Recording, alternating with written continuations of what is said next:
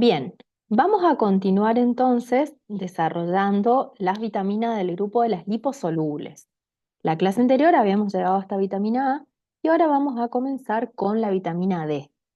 La vitamina D es una vitamina que se la conoce con el nombre común de vitamina antirraquítica. Ya vamos a ver que esto está en relación directa con la función que cumple, que tiene que ver con la absorción del calcio y el fósforo, y cuando hay un déficit de esta vitamina, en los niños malnutridos se produce raquitismo. Entonces, para prevenir eso, hay que tener una dieta equilibrada, obviamente, y por esa razón se la suele llamar vitamina antirraquítica, ¿sí? Bueno, con respecto al el nombre químico, también se la conoce con el nombre de calciferol. Igual ahora vamos a ver algunas cuestiones que tienen que ver con la estructura química. En cuanto a la fragilidad, podríamos decir, de la molécula o qué tan estable es, podemos decir que es bastante resistente al calor y a la oxidación. Acuérdense que esto tenía que ver con la manipulación posterior que sirve el alimento, que sufre el alimento, perdón. Por ahí si nosotros cocinamos el alimento que tiene vitamina, se pierde una buena parte, o si lo dejamos al aire libre también se puede modificar, pero en el caso de la vitamina D es bastante resistente al calor y a la oxidación. En cuanto a la estructura química, que ahora ya lo vamos a ver en la otra imagen, es un esteroide. Esto quiere decir que tiene una estructura química de esos cuatro anillos, de manera muy similar al colesterol, que también es un esteroide. Con respecto a la vitamina D, tenemos dos provitaminas. ¿Ustedes se acuerdan que la idea de provitamina hacía referencia a el compuesto químico que todavía no estaba listo para cumplir el rol como vitamina, sino que necesitaba experimentar alguna modificación química? Entonces, en este caso vamos a hablar de... Perdón, Sí, perdón. disculpa, te quería hacer una pregunta antes que sigas. Sí. Eh, ¿Calciferol o vitamina antirraquítica serían los dos nombres químicos o vitamina antirraquítica sería otro tipo de En nombre? realidad el nombre químico específicamente, ahora ya vamos a ver que es ergocolesterol, deshidrocolesterol, y cuando se hidroxila se le agregan otros Ujú. nombres. Calciferol o vitamina antirraquítica son nombres comunes, ¿sí? Ok, ok, Nombres ok. así que pueden aparecer en el examen o en la bibliografía. Dale, dale, Bien, dale, Caro, gracias. entonces, les decía que estos dos compuestos, la provitamina D3 o ergosterol, cualquiera de los dos nombres, ergosterol sería el nombre químico, están presentes en levaduras y plantas, es decir, que los puedo consumir con la dieta a través del consumo de ciertos vegetales, que ahora ya vamos a ver, que son principalmente los de hoja verde oscura, y el otro compuesto que actúa como provitamina es lo que llamamos provitamina D3 o 7-deshidrocolesterol, que esta provitamina, este vitámero, está presente en nuestra piel porque justamente se fabrica en las células epiteliales a partir del colesterol, como ya lo vamos a ver ahora, y también está presente en otros alimentos de origen animal. En ambos casos, ahora les voy a mostrar un grafiquito de las vías de entrada de estas provitaminas para que quede un poco más claro. En ambos casos, ya sea provitamina D2 o provitamina D3, tiene que sufrir modificaciones en el interior de nuestro cuerpo para volverse, uy, perdón, para volverse la vitamina activa, ¿sí? Entonces ahora ya les voy a mostrar el grafiquito. Acá. Fíjense los precursores. Este sí es el nombre químico. Dijimos que los dos vitámeros y provitaminas a la vez eran esteroides. Entonces, en el caso de la vitamina D3 va a ser el nombre químico, 7-deshidrocolesterol. Esto es lo que se produce, ¿sí?, en las células epiteliales o en las células de otros animales, el 7-deshidrocolesterol, y gracias a la radiación UV se transforma en vitamina D3. Igual, esta vitamina D3 todavía es una provitamina, lo escribimos acá, provitamina, que ahora ya vamos a ver qué le tiene que ocurrir para volverse activa. Entonces, el precursor que se sintetiza en nuestras células epiteliales se llama 7-deshidrocolesterol. Cuando es Caro, expuesto, sí, disculpa, que te interrumpo otra vez. ¿Será que puedo ver 2 segundos a la imagen anterior? Así le saco una foto. Me faltó copiar un poquitito nomás. sí, esperen que, acá.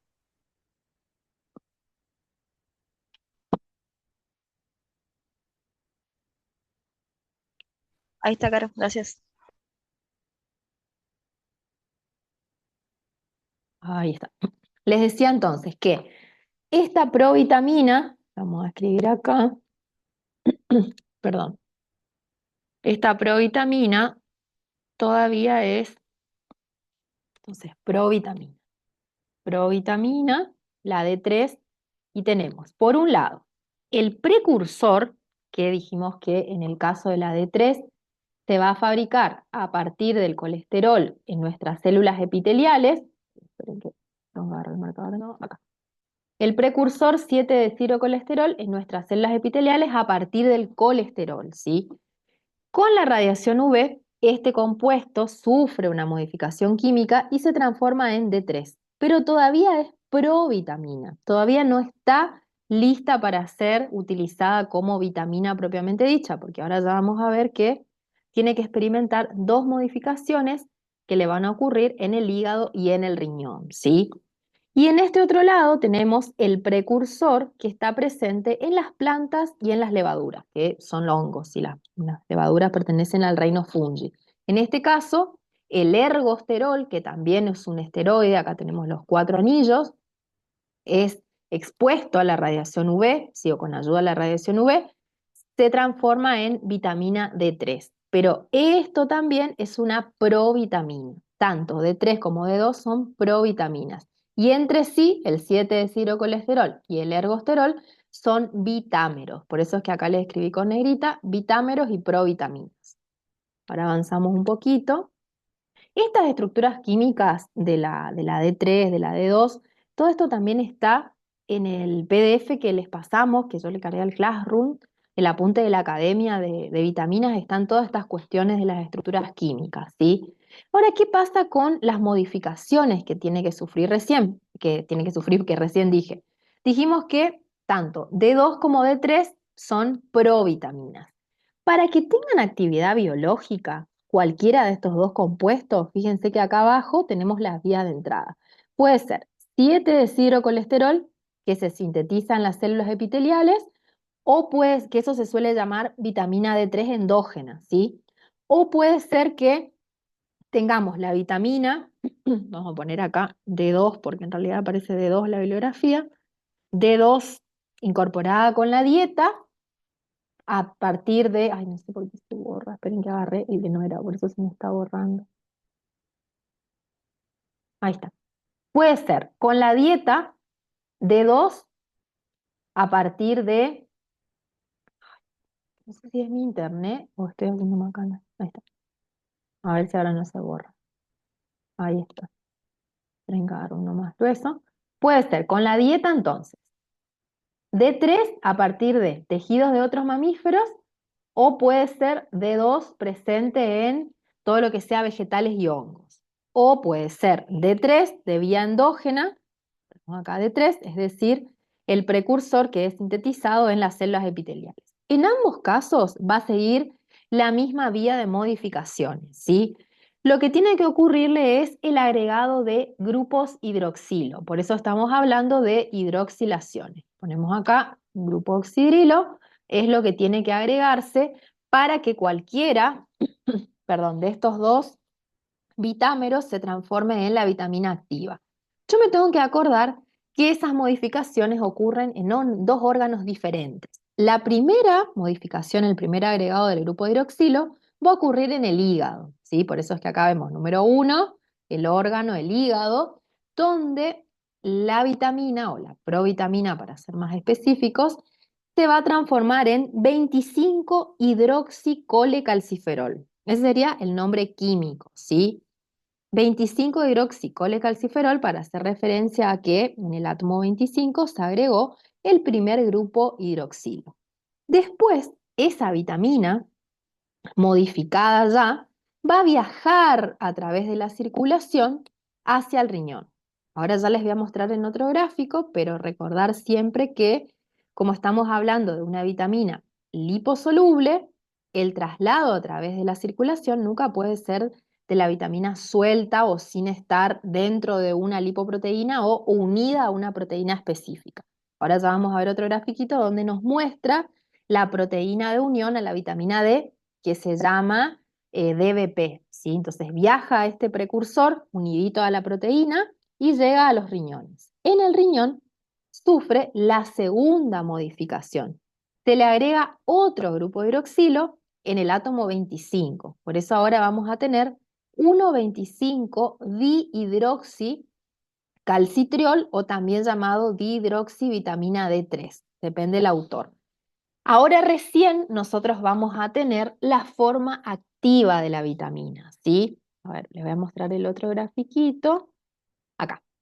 Fíjense, tenemos entonces incorporación, donde acá se ve el tema de la proteína de unión. Tenemos incorporación de la vitamina D3 inactiva, que puede ser a través de los alimentos, que en este caso el gráfico me muestra particularmente de la D3, pero puede ser también que incorporen alimentos de origen vegetal, entonces esté incorporando el precursor D2, o puede ser síntesis cutánea, que la síntesis cutánea es D3. Entonces, cualquiera de estas, vía endógena o vía exógena, la vitamina D3 está inactiva. Va a sufrir la primera modificación en el hígado, donde se le va a agregar el primer grupo de hidroxilo, en el átomo 25. Para poder trasladarse al segundo órgano donde tiene que ser modificado, para poder ser trasladado a los riñones, tiene que hacerlo a través de la circulación, pero unida a una proteína de unión a la vitamina D, que DBP son las siglas en inglés, circula unida a esa proteína, todavía inactiva, y se traslada a los riñones, ¿sí? En los riñones va a sufrir, esperen que está entrando alguien, la segunda hidroxilación para dar 1,25 vitamina D3. Ahora recién nosotros vamos a tener la vitamina D3 activa. Uy, perdón el ruido del perro que está ladrando, no sé si escuchan. Y esta vitamina activa, para poder ir a las células blanco a cumplir su rol, que ahora vamos a ver que hay varias células blancos, la del intestino, por ejemplo, nuevamente va a viajar por la circulación unidita a DBP. Entonces, esto es simplemente un gráfico resumen para que no olvidemos que las vitaminas liposolubles siempre van a tener que viajar asociadas a una proteína de transporte o van a tener que viajar en el interior de alguna lipoproteína. Eso no hay que perder de vista. Bien, bueno, ya seguí. Caro, ¿cómo se llama la proteína, la DBP?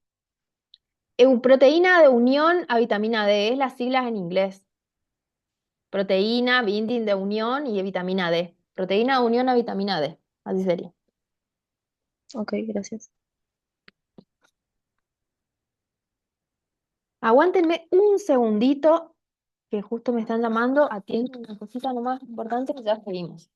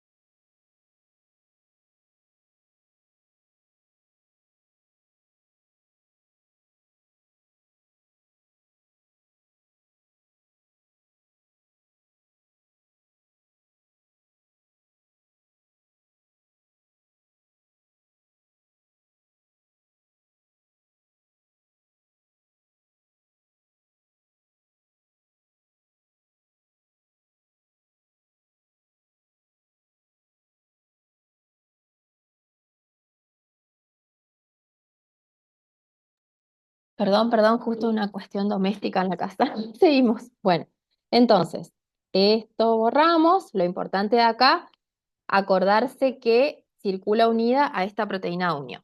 Bien, ahora vamos a ver cuál es el rol de la vitamina D, ¿sí? ¿Para qué sirve la vitamina D? ¿Por qué la llamamos vitamina, como dijimos al principio, antirraquítica? Yo les dije un poquito que esto tenía que ver con el hecho que participaba regulando el metabolismo de los minerales del hueso, que se depositan en el hueso, que son el calcio y el fósforo. Pero si tenemos que ir un poco más atrás en la historia, que yo siempre les digo que es importante no ver una foto, sino ver todo el proceso en general, ¿cómo es posible que actúe regulando la mineralización de los huesos? Porque en realidad lo que hace la vitamina D es modula la transcripción de genes. Ustedes recordarán de las clases de introducción que nosotros estuvimos hablando que tanto la vitamina A como la vitamina D modulaba la transcripción de genes. ¿Alguno se acuerda qué quería decir eso así de manera muy sencilla? Porque no sirve que sepamos algo de memoria. Ah, sí, modula transcripción de genes, pero muy simple, así que se acuerdan, ¿qué quería decir eso?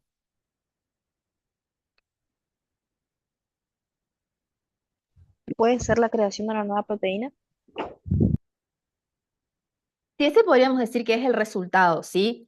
Participa en la creación de una proteína, pero ¿de qué manera hace eso? Si tenemos que ver la historia un poco más atrás, desde el ADN. Bien fácil, ¿qué se Cuando acuerdan? creaba un ARN mensajero, Promovía la creación de un ARN mensajero, ¿sí? Se mete adentro del núcleo la molécula, la vitamina en este caso, se pega al ADN y hace que un gen se active. Entonces, como dice su compañero, se crea ARN mensajero y como dijo su compañera, después eso lleva a la producción de una proteína. Las dos cosas estaban bien, pero por ahí unir todo el proceso. Entonces, es una vitamina que modula la transcripción de genes. Justamente los genes a los que va a modular o a los que va a aprender para que se fabrique la proteína tienen que ver con el ingreso de estos minerales hacia la célula. Entonces podemos decir a modo de resumen, igual ahora lo vamos a explicar, que tiene una función importante relacionada con la mineralización de los huesos. Va a actuar o regulando la absorción de calcio porque, como dijimos recién, la vitamina D3 va a ingresar a nivel del núcleo y va a actuar como factor de transcripción. Activa sobre todo la captación de calcio a través de la promoción o la estimulación de la fabricación de una proteína en particular, que ahora ya les voy a mostrar el gráfico, y también actúa junto con la hormona paratiroidea en la regulación de la homeostasis del calcio y el fósforo. Esperen que esto lo pasamos y les quiero mostrar el grafiquito. Esperen que, aguántenme un segundo. Bueno, pero ya lo había cerrado. Les voy a contar nomás porque tenía la otra presentación donde había otros grafiquitos que era el grupo de medicina, pero nos vamos a centrar en este y voy anotando acá lo que decía en la otra. Entonces, podemos decir que, ven que me agarro Profe, el texto, sí. ¿puede volver un ratito a la imagen anterior? Bueno, vuelvo y ahí anoto lo que les quería contar.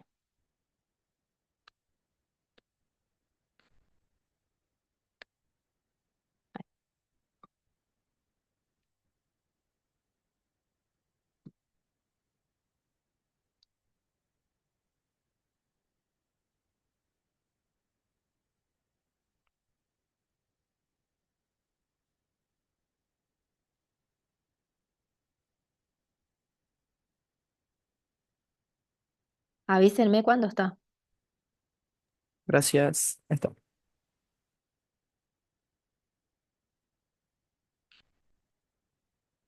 Entonces, lo que le quería decir que la vitamina D3 va a actuar a distintos niveles. Entonces, va a actuar a nivel intestinal, notamos acá,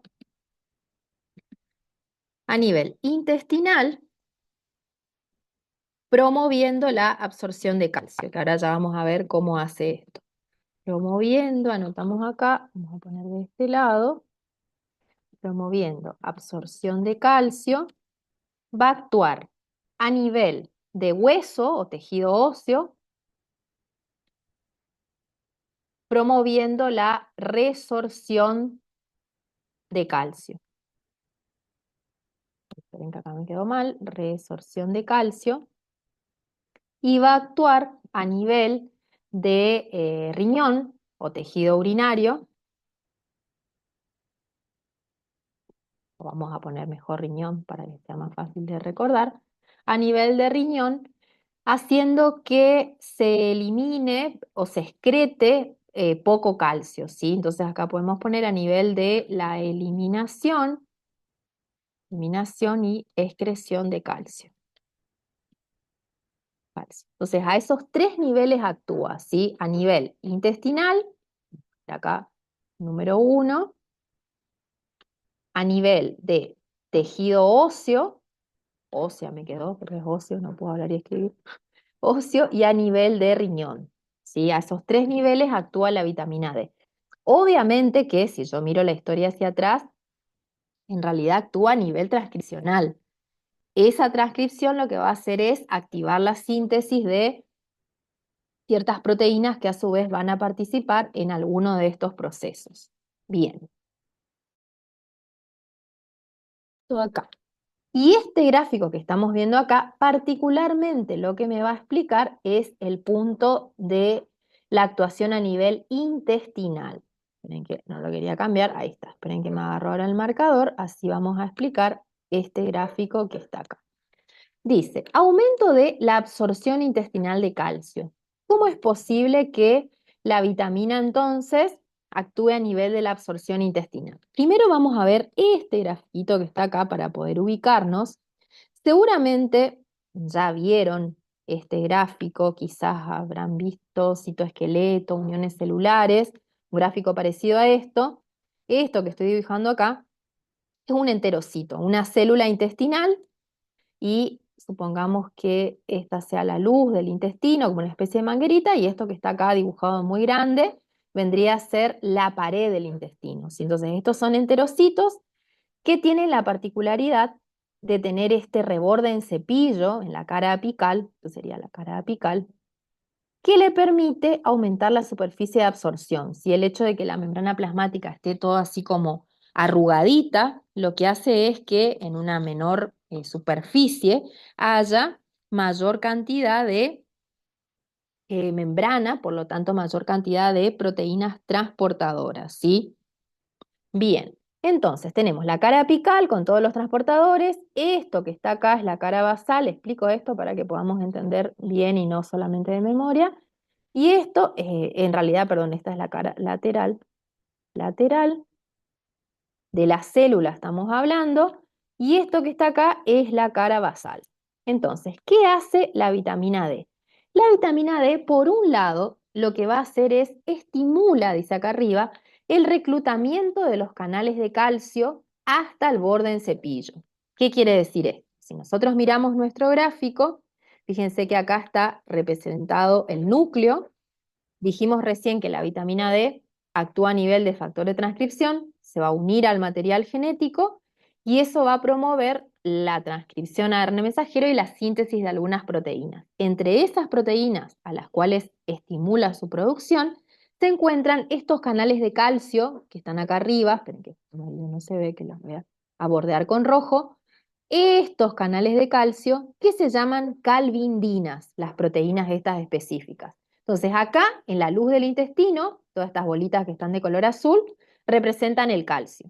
La vitamina D lo que hace es estimular el pasaje o el reclutamiento, también es lo mismo, de las proteínas que se van a producir, supongamos acá, en un ribosoma de estos canales para calcio, hacia la cara apical, ¿sí? Eso es lo primero que hace. Entonces, de esta forma estimulan la absorción intestinal de calcio, porque al hacer que los transportadores vayan hacia la cara apical, va a permitir que haya una mayor absorción.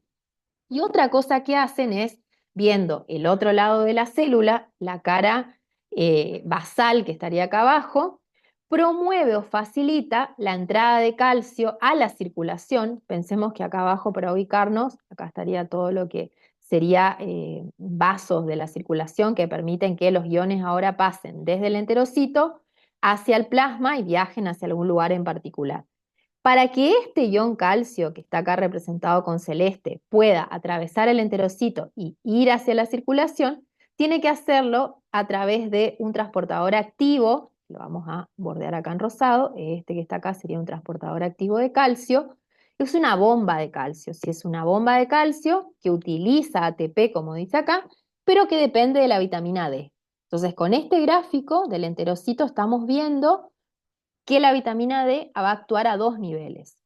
Entra al núcleo primero, porque estamos hablando que es un regulador de la transcripción, y va a facilitar que los canales de calcio se trasladen hacia la cara apical de la célula y puedan absorber el ion que está en mayor cantidad en la luz del intestino, y por otro lado van a permitir que ese calcio que entró al enterocito pase a la circulación porque actúa como un factor que hace que la bomba, una ATPasa de calcio, pueda funcionar. Así que es el grafiquito que está acá abajo con color rosado que lo bordeamos. Esa es la explicación como un poco más profunda de decir, ay, bueno, a nivel intestinal aumenta la absorción de calcio. Sí, pero ¿por qué aumenta la absorción de calcio a nivel intestinal? Porque directamente interfiere o regula la transcripción de los genes que llevan a la producción de los transportadores de calcio, ¿sí? Después, a nivel de tejido óseo, esto lo nombro simplemente, no les puse el gráfico porque esta parte ustedes no la dan tan profundo, la de medicina sí, pero a nivel de tejido óseo, en realidad a nivel metabolismo nuestro, hay todo un mecanismo muy regulado que permite que los niveles de calcio sérico se mantengan estables, y es decir, que los niveles de calcio en el plasma estén estables. ¿Alguien dice algo? ¿Qué eran las siglas ATP? Adenosina trifosfato, ¿sí? El nucleótido que se utiliza como moneda energética, se dice de la célula, que se produce en las mitocondrias la mayor parte, eso es ATP. Entonces, una bomba ATP quiere decir que es un transportador proteico que funciona con gasto energético. ¿Ya dieron transporte a través de membrana? No, Caro. Ah, bien, bueno, a través de la membrana plasmática hay distintas maneras de pasar sustancias, ¿sí? Por ejemplo, los iones pueden pasar a través de la membrana con un transportador que se llama un canal de ion, como en este caso el canal de calcio, que no implica gasto energético. O puede ser que una molécula pase a través de la membrana plasmática a través de una proteína que se llama bomba. Se llama bomba porque utiliza el ATP como energía, ¿sí? Perdón que no lo expliqué, pensé que ya lo habían dado. ATP son las siglas de adenosina trifosfato para hacer referencia a que ese es un transporte a través de membrana, pero que requiere gasto energético. Ya cuando vean transporte a través de membrana, se van a acordar de esta parte. Pero por ahora, entonces, tener en cuenta que estimula la transcripción de genes que llevan a la producción de transportadores con gasto de energía y transportadores sin gasto de energía, que en un caso hacen que el calcio entre al enterocito y en otro caso hacen que el calcio pase del enterocito a la circulación. Les decía que el tema de la regulación de la reabsorción de calcio a nivel óseo, esto no les puse el grafiquito porque les comentaba recién que a ustedes esta parte no le dan tan en profundidad, pero para hacer un breve resumen, nosotros tenemos, así como hay mecanismos que habrán visto lo que es homeostasis, seguramente cuando hablaron de características de los seres vivos, tenemos como muy refinado todo lo que tiene que ver con mantener las condiciones internas de nuestro cuerpo estables. Entonces hay mecanismos de regulación de la glucosa, por ejemplo, y hay mecanismos de la regulación del calcio. Para regular el calcio, la vitamina D es fundamental para regular la cantidad en el plasma, el calcio junto con la hormona paratiroidea. Entonces hay todas unas especies de proteínas sensoras en las células, receptores proteicos, que reconocen cuando hay una disminución de calcio y activan todo este mecanismo que tiene que ver con la producción de la hormona paratiroidea, y por otro lado la vitamina D, que por ejemplo lo que hace es parar la excreción de calcio por los riñones, ¿sí? Cuando se detecta que hay poco calcio, se activa todo este mecanismo de regulación, entre los cuales participa la vitamina D para tratar de tener o de mantener en el interior del cuerpo el calcio, o incluso para también comenzar a resorber desde los huesos. Esto quiere decir que el calcio que ya estaba presente en los huesos, se activa un mecanismo que permite reciclarlo de cierta forma, ¿sí? Esto también tiene que Pero, ver con, sí, ¿podría ir un poquito más lento, por favor? bueno, ¿desde qué parte? No, desde ahora nomás, sí, un poquito más lento nomás. Bien. Aguántenme un segundito, que lo que vamos a hacer es, yo les voy a compartir esta imagen en la que les estoy hablando, entonces ahí lo vuelvo a repetir y va a ser un poquito más sencillo. Aguanten que voy a dejar de grabar mientras... Dice que no estás grabando. Ahí está, perdón, no reanudé la Ahí grabación. está. Entonces, les decía 3 niveles que actúa esta imagen, por ahí está más prolijo de lo que escribí yo. A nivel intestinal, lo que detallamos recién, que tiene que ver con favorecer la absorción de calcio porque estimula la producción de las proteínas transportadoras, ya sea el canal de calcio o la proteína transportadora con gasto de ATP. Por otro lado, la vitamina D a nivel óseo lo que va a hacer es promover el reciclaje o resorción, es el término correcto, de calcio que está ya en los huesos, ¿sí? Y a nivel renal va a inhibir o va a parar la excreción, es decir, la eliminación del ion a través de la orina. O sea, a estos 3 niveles va a actuar. Lo que yo les quería mostrar era, esto ya lo vimos, cómo era la homeostasis del calcio, que les dije que es algo bastante complejo. Vamos a ver el aspecto más simple posible, simplemente porque hay conocimientos que todavía no los tenemos, pero de la misma manera que nosotros tenemos, o que hay un mecanismo de homeostasis para la glucosa, por ejemplo, que ahora ya lo vamos a ver en otra vitamina, también hay un mecanismo que detecta cuando el calcio es muy bajo y activa toda una serie de pasos para que ese calcio se pueda capturar con más facilidad. Entonces, si vemos el gráfico, fíjense que en esta parte del gráfico nos está indicando que de repente hay una disminución muy grande del calcio sérico. Calcio sérico es el calcio que está presente en la circulación. Esto va a ser detectado por receptores de calcio, receptores proteicos. Eso es muy importante que vayamos relacionando todos los temas en biología. En la membrana plasmática hay proteínas embebidas, en la membrana de todas las células, que tienen distintas funciones. Hay algunas proteínas que actúan como receptores, esto quiere decir que detectan alguna señal extracelular. En este caso, el sensor o receptor de calcio detecta que hay una concentración muy baja de calcio en el plasma, entonces hace que la glándula paratiroide pueda secretar una hormona que se llama PTH, que es la hormona paratiroidea. Esta hormona paratiroidea, junto con la vitamina D, que la tenemos acá abajo, ambas, la hormona, como vemos acá la flecha, y la vitamina D, actúan a nivel óseo, a nivel de hueso, y hacen que, diciendo en palabras muy fáciles, se suelte el calcio que está dentro del hueso y pase a la circulación, ¿sí? Otra cosa que hace esta hormona paratiroidea, junto con la vitamina D también, es a nivel de riñón evitar la excreción del ion. Lo que decíamos recién, que la vitamina D también actúa a nivel de riñón. Entonces evita la pérdida de este ion a través de la orina. Esto simplemente trata de mostrar, y a nivel intestinal, bueno, vimos que la vitamina D hace que se absorba mayor cantidad de calcio. Este gráfico no es para complicarnos, simplemente para tener una visión de lo complejo que es el mecanismo de regulación del calcio y el rol fundamental que tiene la vitamina D. Pues la vitamina D hace que se suelte del hueso el calcio que está acumulado cuando baja mucho el nivel.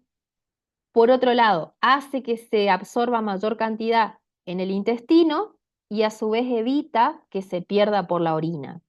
Todo esto en funcionamiento conjunto con esta hormona que se llama paratiroides, ¿sí? Esto solo para que vean lo complejo que es el funcionamiento o la regulación de la cantidad de calcio y fósforo en nuestro cuerpo. Bien, este gráfico igual, ahora cuando les pase la presentación se los voy a pasar para que lo tengan, ¿sí? Bien, seguimos un poquito más.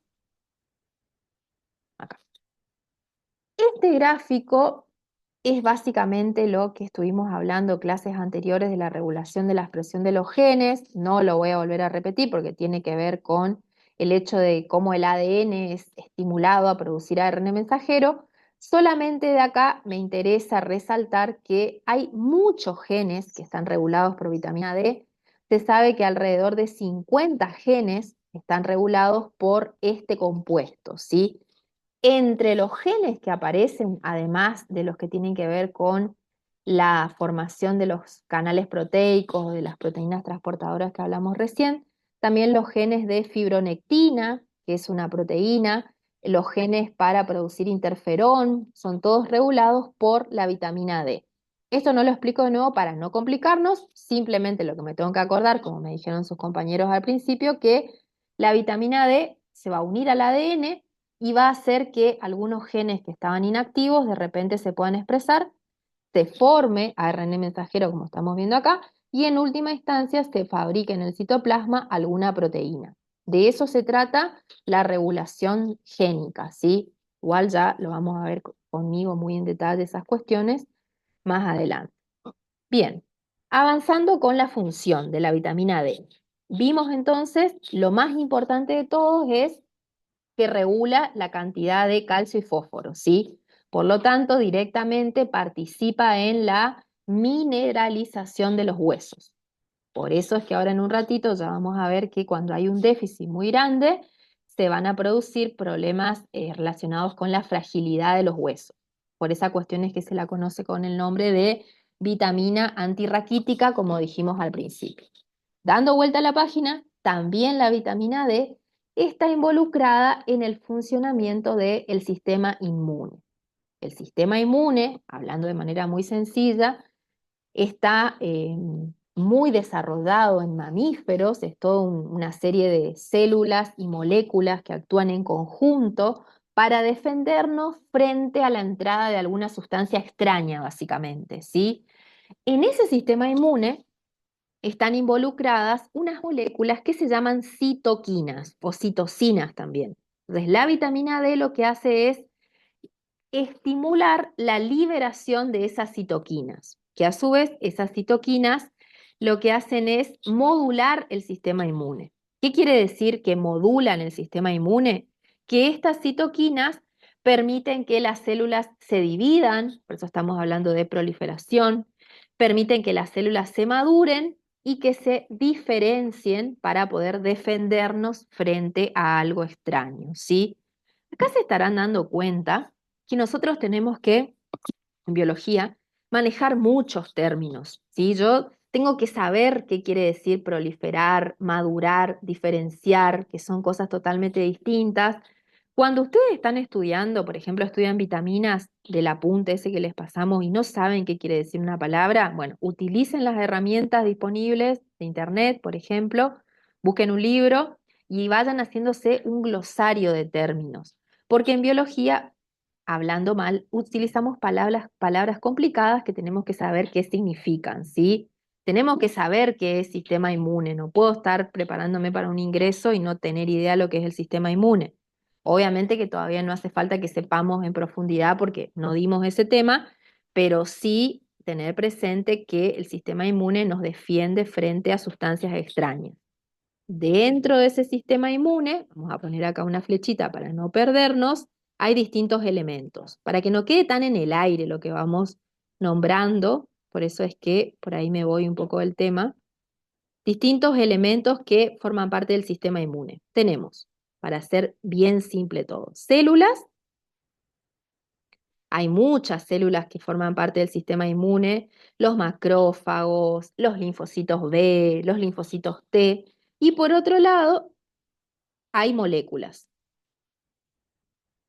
Las células y las moléculas actúan de manera coordinada para que este sistema inmune nos pueda defender frente a la presencia de alguna sustancia extraña, ¿sí? Dentro de las moléculas que forman parte del sistema inmune tenemos las citoquinas o citocinas, que es lo mismo.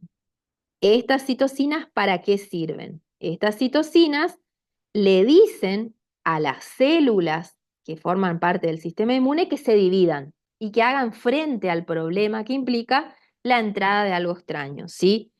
Estas citoquinas, la formación o la liberación de las mismas, es promovida por la vitamina D. Así sería la historia de por qué estamos hablando de todo esto si estamos hablando de vitaminas. ¿Se entendió más o menos esto? No, no entendí. ¿Cómo? Yo no entendí. A ver, vamos de nuevo. ¿Qué parte no entendiste? ¿Cómo está formado el sistema inmune?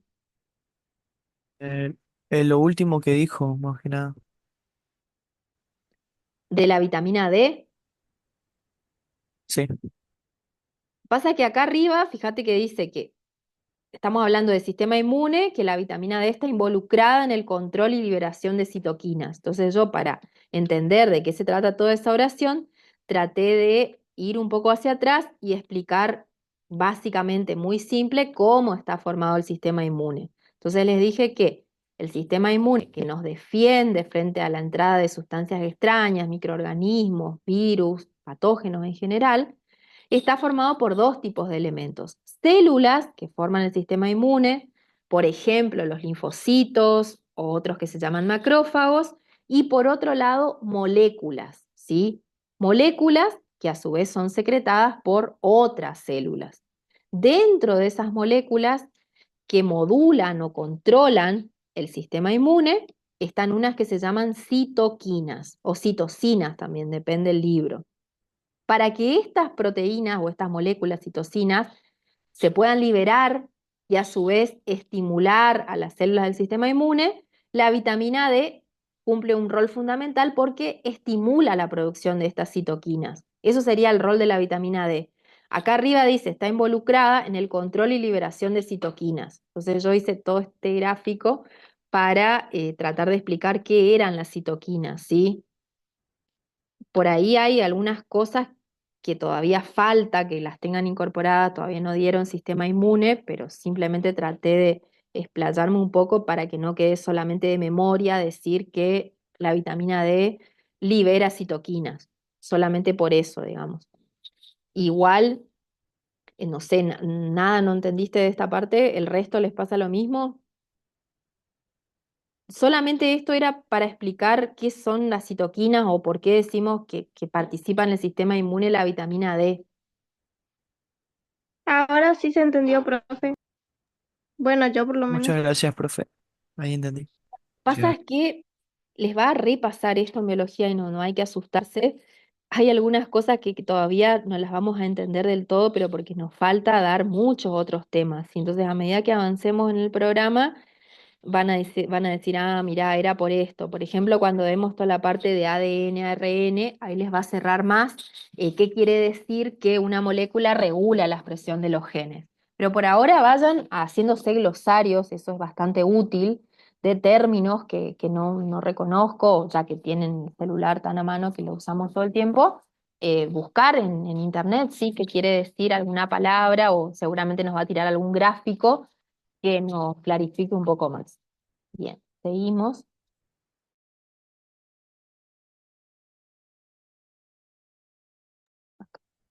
Otra función que tiene, pasa que todas las funciones que vamos viendo implican conocimientos o implican salirnos un poco del tema.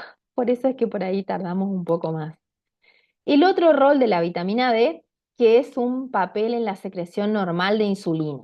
Esto, para que no nos quede así de memoria, secreción normal de insulina, tenemos que entender qué es o qué es la insulina, muy sencillo, ¿sí? De la misma forma que recién hablamos de que existe todo este mecanismo para regular las concentraciones de calcio, existe un mecanismo que permite que se regule la cantidad de glucosa que hay en sangre. Entonces hay dos hormonas que participan en la regulación de la glucosa, que una es la insulina y otra es el glucagón. Esto tarde o temprano lo van a tener que saber, así que simplemente nos estamos adelantando. Entonces, metabolismo de glucosa, una hormona que se llama insulina y otra que se llama glucagón. Esto le hacemos así un corchete. Estas dos hormonas entonces actúan en el metabolismo de la glucosa. Metabolismo y homeostasis, ¿sí? Metabolismo de la glucosa, metabolismo y homeostasis. Que homeostasis sabemos que es la capacidad de mantener el medio interno constante. Entonces, ambas hormonas son producidas por un órgano que es el páncreas. Cuando hay niveles bajos de glucosa, el páncreas lo que hace es liberar glucagón. Esta hormona lo que va a hacer es estimular que todo el glucógeno que está acá en el hígado se rompa y se libere glucosa a la sangre, ¿sí? Supongo que vieron lo que es el glucógeno o tampoco. ¿Saben qué es el glucógeno? No, profe. ¿Saben lo que es un hidrato de carbono? Azúcares. Sí, sí. Bueno, son azúcares. Hay azúcares simples, por ejemplo la glucosa, y hay azúcares más grandes que se llaman azúcares complejos. Por ejemplo, el glucógeno. El glucógeno no es otra cosa que varios azúcares unidos, que es la forma en la cual las células animales guardamos glucógeno, o guardamos glucosa, mejor dicho, para cuando la necesitemos. Por ejemplo, nosotros desayunamos, consumimos una gran cantidad de glucosa, usamos la necesaria para que nuestras células funcionen y todo lo que queda se guarda en el hígado en forma de una molécula que se llama glucógeno, ¿sí? Que son varias glucosas unidas. Entonces, cuando baja la cantidad de glucosa en sangre, esta hormona, que se llama glucagón, permite que ese glucógeno que está en el hígado se desarme y la glucosa vaya a parar a la sangre, ¿sí? De manera contraria, cuando, agarramos otro color, cuando nosotros tenemos niveles altos de glucosa, por ejemplo, cuando terminamos de desayunar, como les dije recién, este mismo órgano, el páncreas, secreta una hormona que se llama insulina, ¿sí? La insulina, habrán escuchado hablar de la insulina porque supongo que tienen algún familiar diabético o alguna vez escucharon hablar de esa enfermedad que tiene que ver, entre otras cosas, con la baja producción de insulina. Esa insulina lo que hace es que esa glucosa, que de repente aumentó la concentración en sangre, viaje hacia el hígado y se pueda transformar en glucógeno, ¿sí? Entonces regula los niveles de glucosa en sangre la insulina. Esta insulina, ¿por qué llegamos acá?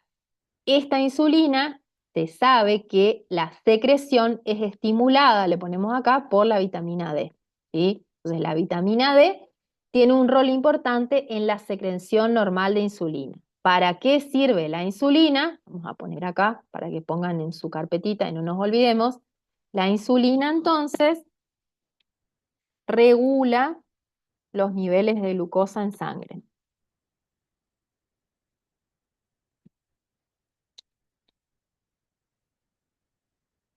Ahí estamos. ¿Quedó más o menos claro esto o lo volvemos a explicar? ¿Por qué hacemos todas estas explicaciones nos vamos del tema básicamente? Porque me parece mucho más fácil que recordemos algo si entendemos el proceso a que simplemente anotemos de memoria en el cuaderno rol en la secreción de insulina, ¿sí? Si no tengo idea de qué se trata la insulina, no me voy a acordar porque es importante la vitamina D. ¿Se entendió algo de esto o lo volvemos a explicar?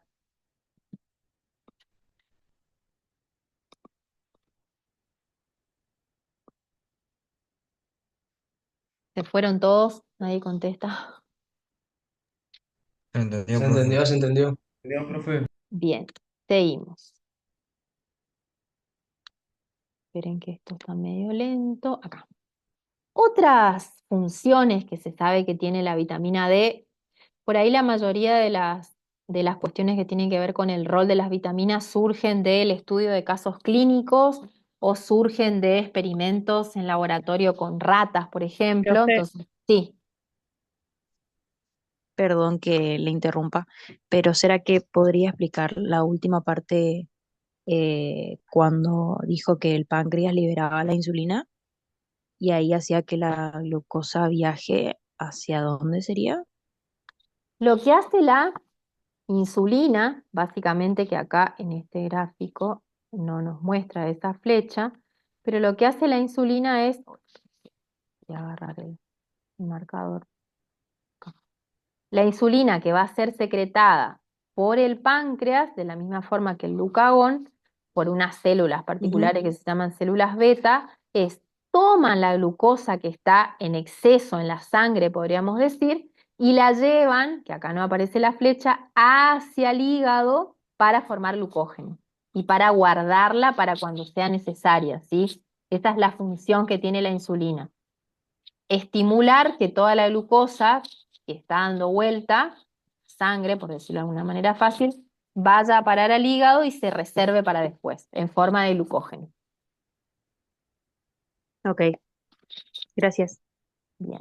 Volvemos. Les decía entonces que de estudiar casos clínicos o de experimentos en el laboratorio surgieron otras funciones que tiene la vitamina D. Por ejemplo, participa en el control de la presión sanguínea. Por ahí estas cosas así que no están muy desarrolladas porque así aparece en la bibliografía, no aparecen demasiados datos más.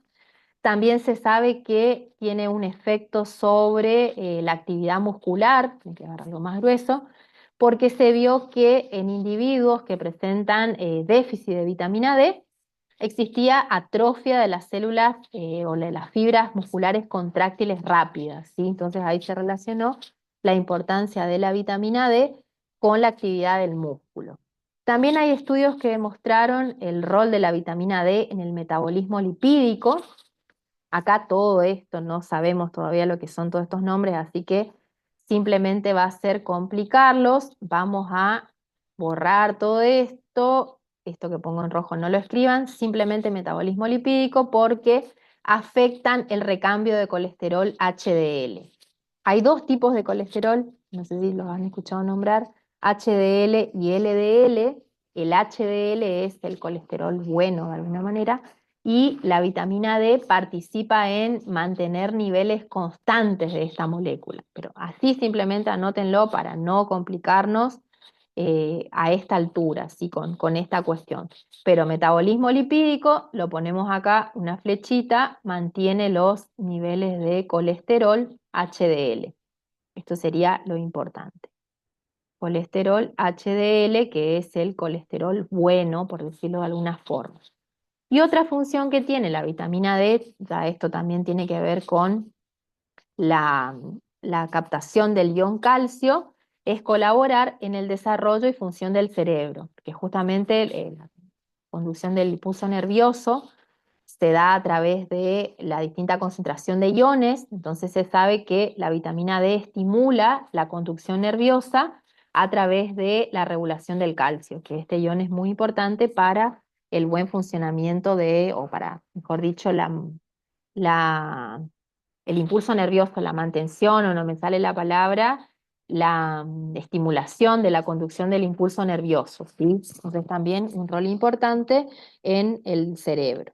Pero lo más importante de todo, lo fundamental que me tengo que acordar de vitamina D, vuelvo hacia atrás, tiene que ver con la regulación de la mineralización de los huesos. Por eso es que se va a llamar vitamina antirraquítica. Además de eso, lo del sistema inmune, lo de regulación de la insulina, lo de la participación en el funcionamiento de las células musculares, también recordar, pero en profundidad, acordarse de esto que tiene que ver con la mineralización del hueso, porque esto se relaciona con la vitaminosis que ya vamos a ver en un ratito.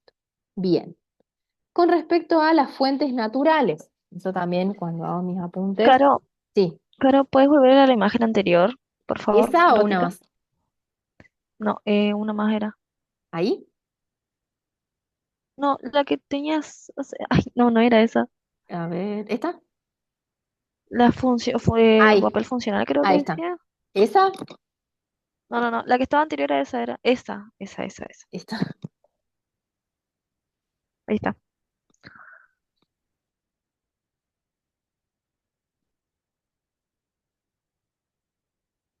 ¿Listo? ¿Seguimos?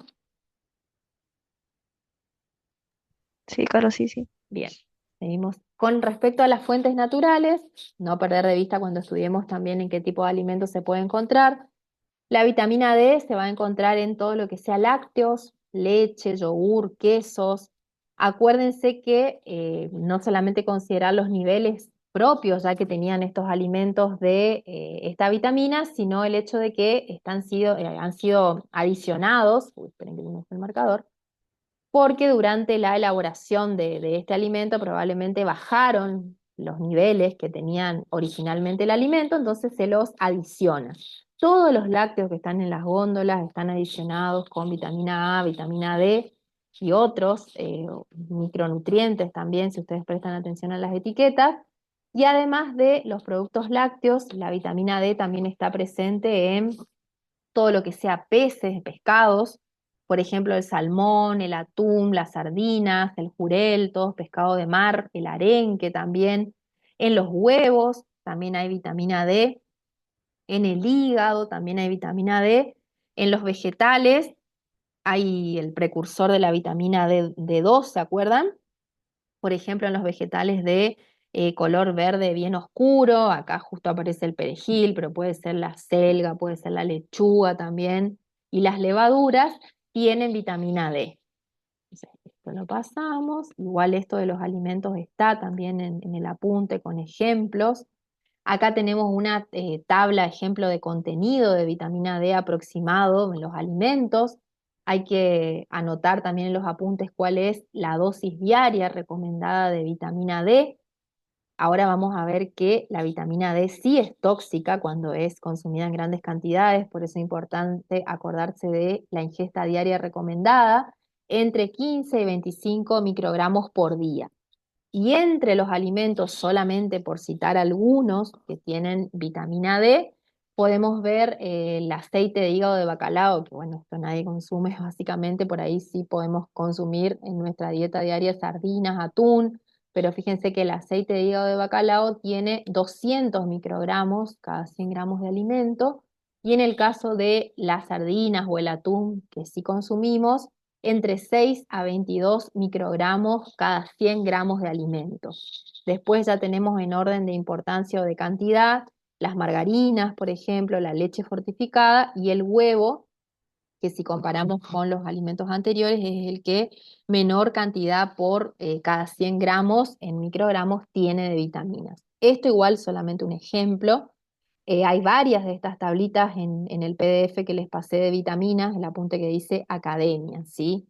Esto solo para tener una guía de cuáles son los alimentos que tienen vitamina D. Ahora sí vamos a otra cuestión muy importante que tiene que ver con la síntesis endógena. Nosotros al principio dijimos que podíamos tener dos fuentes de ingreso de nuestro cuerpo de vitamina. A ver, pensemos un poquito, recordemos, a ver si me estuvieron escuchando. ¿Cómo se llamaban esas provitaminas y en qué alimentos o dónde estaban presentes?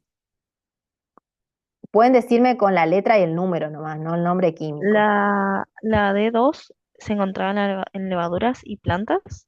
La D2 y entonces ponemos acá vegetales y hongos. Y D3, En la piel y En piel y en, en animales. bien. En la Entonces, comida de y en animales solo alimentos de se... origen animal. alimentos de origen animal. Entonces podemos decir sintetizado en nuestra piel o sintetizado en células de otros mamíferos, ¿sí? Otros mamíferos, alimentos de origen animal. Esas son las dos provitaminas que entre sí son vitámeros. Entonces ahora vamos a centrarnos un poquito en la síntesis endógena. D3 entonces, piel o tejido animal, alimentos de origen animal. Cuando hablamos de síntesis endógena, nos estamos refiriendo a la fabricación del precursor en nuestras células epiteliales. Entonces, esta vitamina D3, que el nombre es colecalciferol, se va a formar a partir de un precursor que se llama 7-deshidrocolesterol, que cuando se expone a la radiación UV se transforma en D3. Pero este 7-deshidrocolesterol a su vez, ¿de dónde sale? Ponemos acá una flechita, se va a sintetizar a partir del colesterol en nuestro cuerpo, ¿sí? Colesterol es muy importante no solamente para regular la fluidez de las membranas, sino también como sustancia precursora de vitaminas, sustancia precursora de hormonas. Miremos acá el dibujito de este hombrecito. Tenemos entonces 7-deshidrocolesterol producida en las células epiteliales a partir del colesterol, le ponemos acá, a partir del colesterol se produce el 7-deshidrocolesterol que en presencia de los rayos UV se transforma en vitamina D3 o también llamada colecalciferol.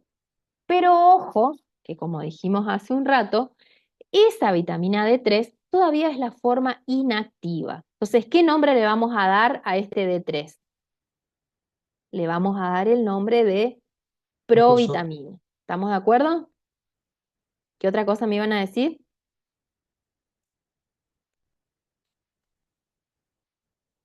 ¿Alguien dijo algo y justo interrumpí?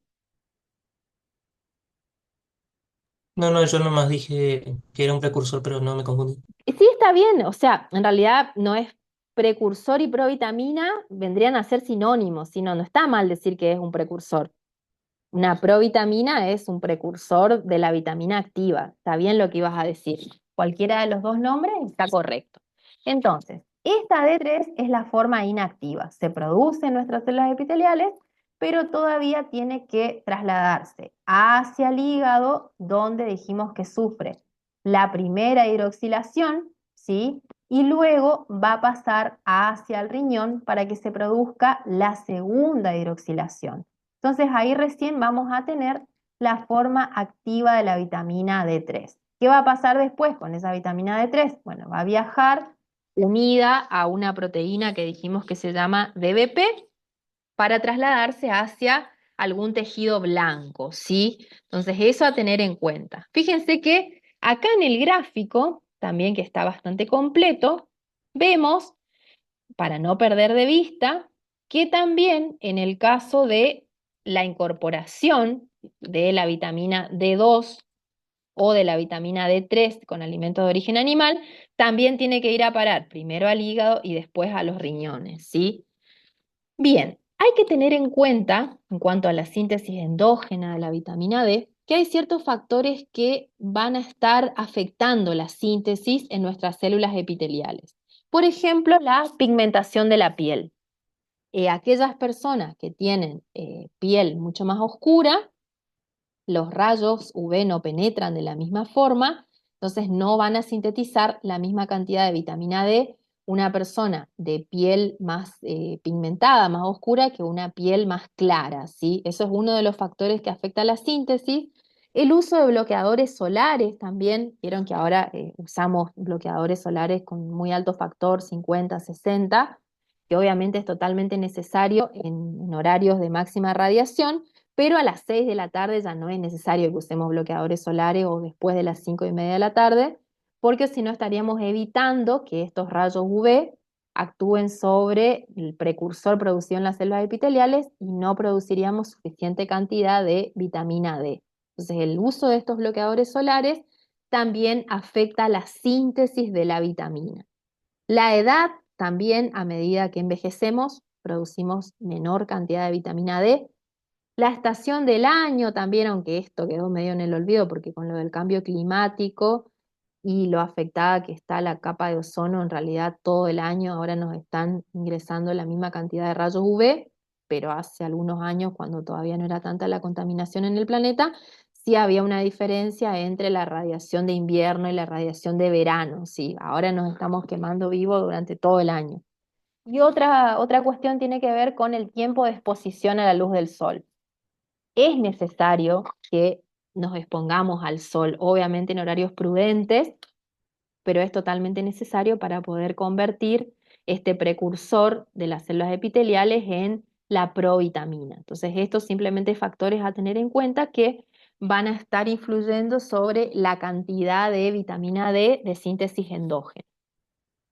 ¿Esto lo puedo pasar? ¿Puedes esperar ahí, profe? Sí, no tengo problema, espera un ratito. Gracias.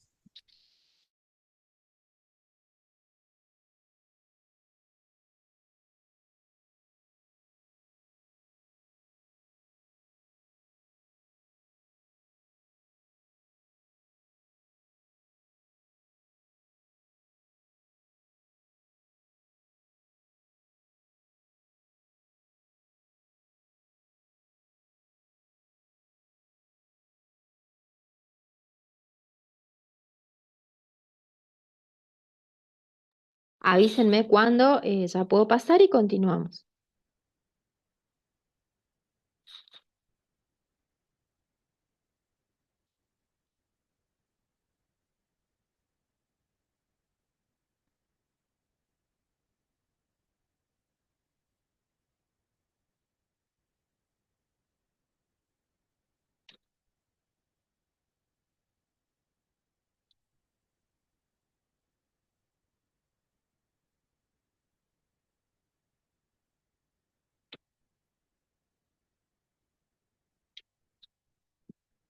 ¿Listo? ¿Puedo pasar?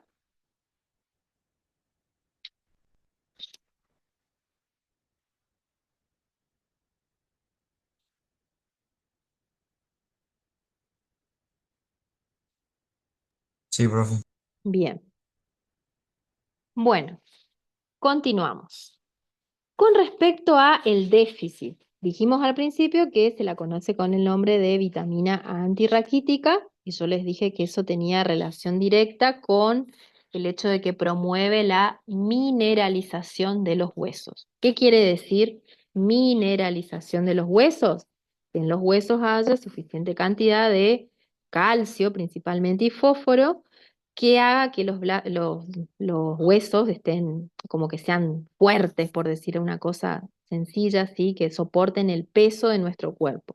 Entonces, cuando hay un déficit muy grande, en los niños, cuando hay una dieta muy desequilibrada, que no incorporan directamente vitamina D, se puede producir raquitismo. Esto es muy común de observar por ahí en los documentales de Asia, África, bueno, acá también en ciertas regiones del Chaco hay muchos casos de raquitismo que se da porque los huesos están muy debilitados, por lo tanto están muchos más blandos de lo que deberían, producto de la pérdida de calcio extrema, ¿sí?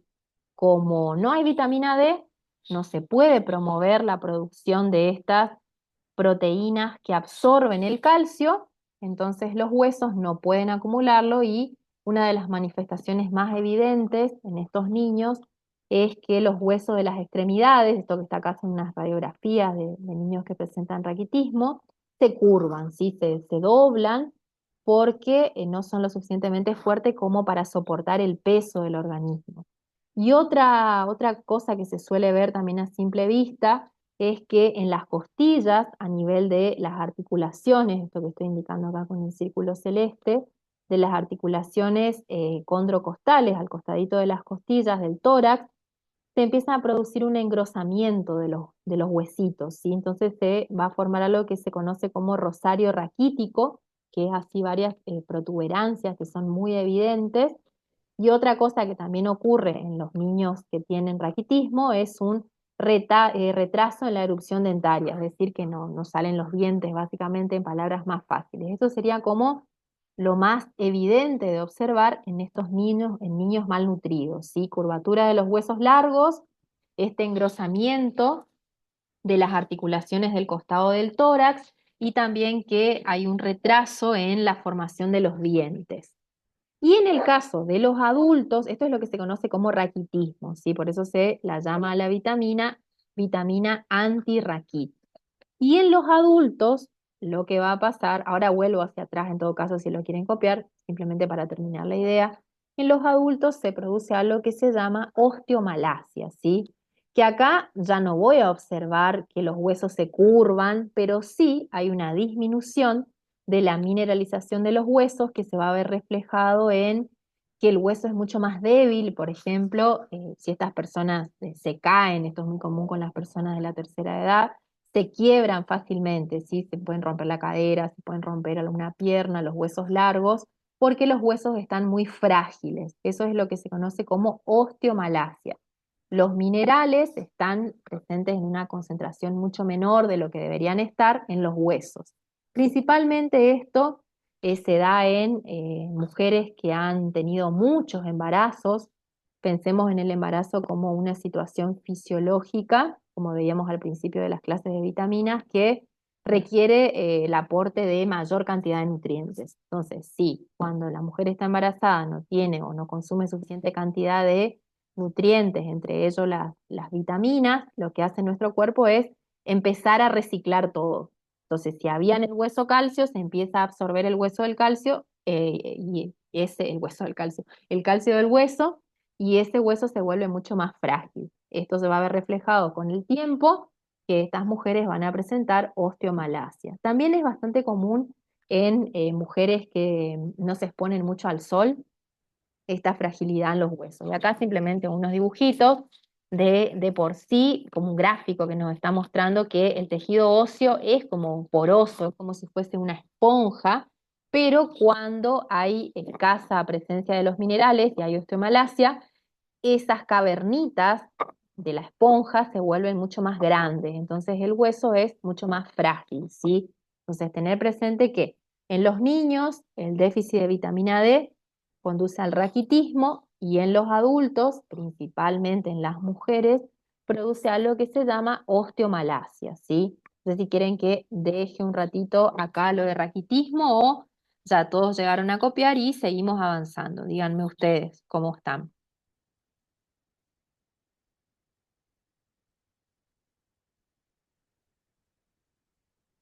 ¿Puedes esperar ahí, profe? Sí,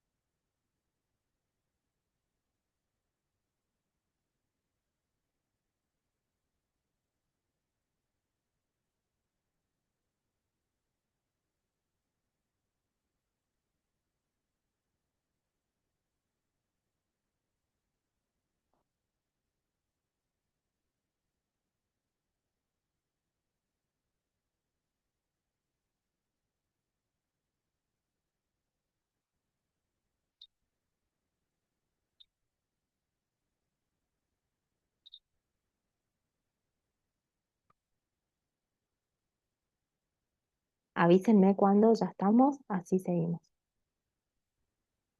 Entonces, acuérdense mientras copian, les voy resaltando. Cuando estudiemos vitaminas, de cada vitamina, tengo que acordarme cuál es el nombre común, cuál es el nombre químico, tener en cuenta, por ejemplo, de qué naturaleza en cuanto a la estructura química es la molécula, dónde está presente, o sea, en qué tipo de alimentos puedo encontrar esa vitamina, para qué sirve dentro del organismo, cuál es la función de la vitamina y cuáles son las patologías provocadas por el déficit, ¿sí? Para cada una de las vitaminas, Caro, tener presente que me tengo que hacer eso en mis apuntes, esos puntitos, ¿sí?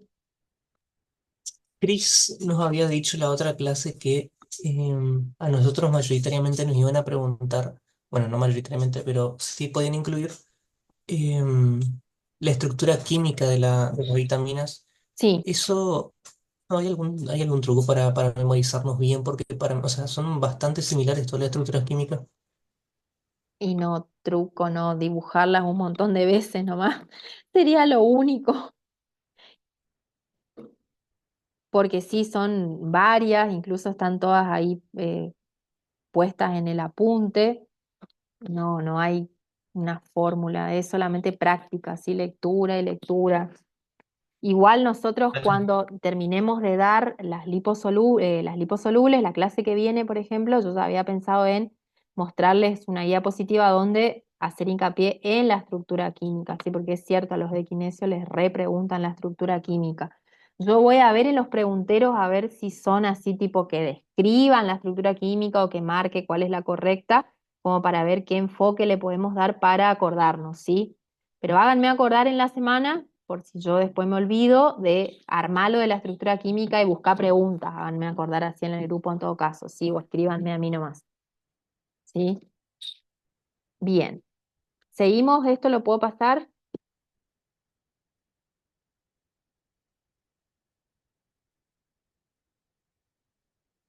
Bueno, lo paso, Sí, te cualquier terminamos de cosa copiar. Sí, me... Caro. Bien.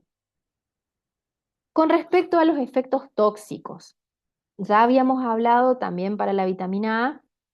Principalmente la toxicidad se da con la vitamina A y con la vitamina D, porque son las que se acumulan en mayor medida en el hígado. ¿Se acuerdan que para la vitamina A, repasando un poco, habíamos visto que actúa como teratógeno? Esto quiere decir que cuando hay una incorporación muy alta o algún medicamento que tenga una estructura química afina la vitamina A de manera que el cuerpo crea que es vitamina A, actúa como teratógeno.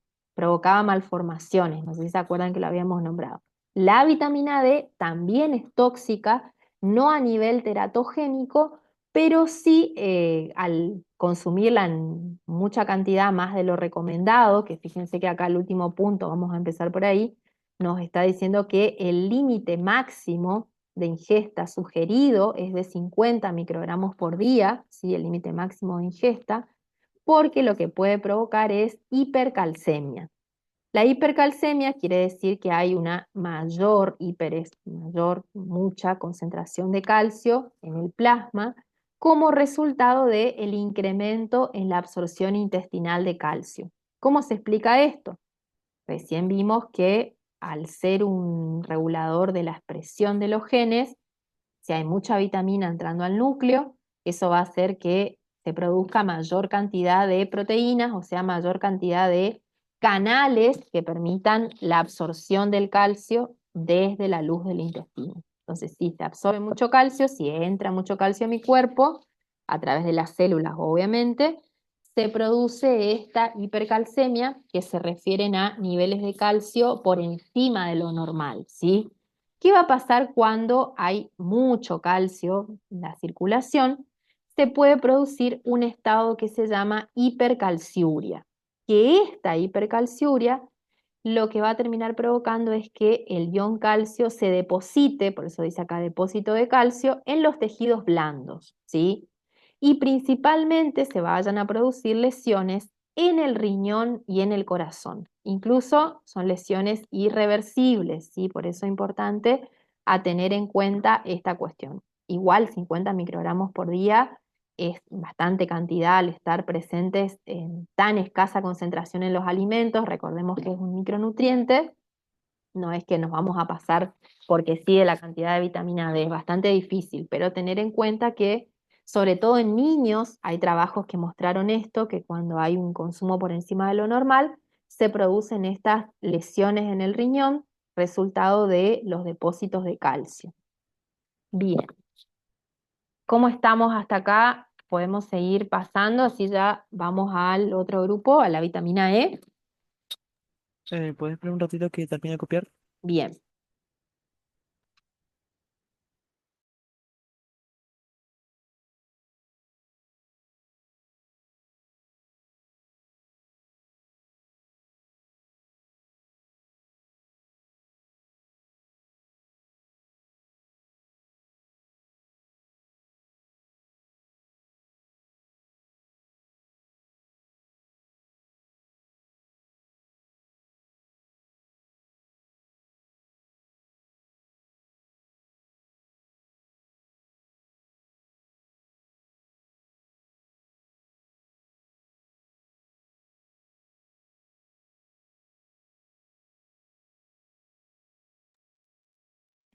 Ahora yo igual les voy a pasar, como les decía, el cuestionario para que ustedes se guíen de qué es lo más importante, que sí o sí tienen que tener sus apuntes, ¿sí? Y ya voy a armar para la próxima clase, voy a anotar acá ya en las notas del celular, nuestro repaso de la estructura química en base al preguntero, ¿sí? Avísenme cuando ya está esto, entonces seguimos con la otra vitamina.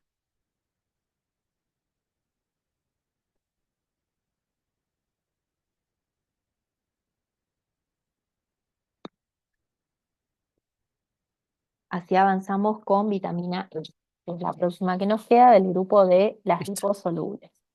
Bien, ¿Listo, profe? acá vamos entonces. La vitamina E, que también es llamada tocoferol. Hay distintos vitámeros de este tocoferol, que ahora ya vamos a ver acá abajo la estructura química. Tenemos el vitámero alfa, beta, el gamma, pero el más importante a nivel de rol, digamos, como vitamina E, es el alfa-tocoferol, que es el que vamos a describir ahora en un ratito acá abajo de la estructura química. Esta vitamina E, cuando recién se la descubrió, se habló de que tenía un rol fundamental para evitar la muerte del feto. Ahora ya vamos a ver por qué. Esto es simplemente dato al margen por si lo llegan a leer.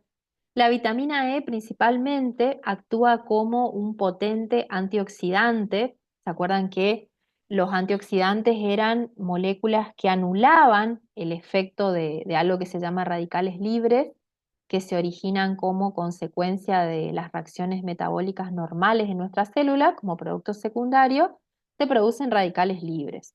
Y esos radicales libres, que ahora ya lo vemos en un dibujito, lo que hacen es dañar las membranas celulares y por lo tanto destruir las células. Entonces, la vitamina E lo que hace es anular ese efecto dañino de los radicales libres. Dijimos entonces que la estructura química, todos los vitámeros en realidad, todo el tocoferol, deriva del tocol. Entonces acá estamos viendo, me saqué esto, cómo es la estructura química del alfa-tocoferol, ¿sí? Nosotros acá tenemos el anillo, esto sería el tocol, y derivados metilados. Fíjense que este tocol, que tiene bastantes grupos metilos unidos a los dos anillos, a su vez tiene una cadena lateral de 16 átomos de carbono. Estos 16 átomos de carbono en realidad son 3 unidades de isopreno que están unidos entre sí, que ahora ya voy a eliminar esto para ver lo de los isoprenos.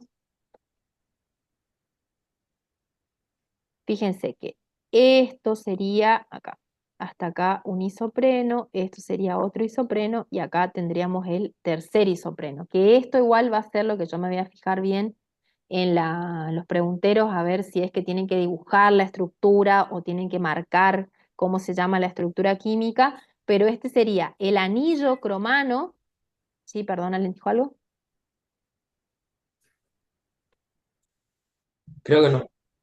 Bien, entonces este sería el anillo que está hidroxilado con la cadena lateral de 16 átomos de carbono.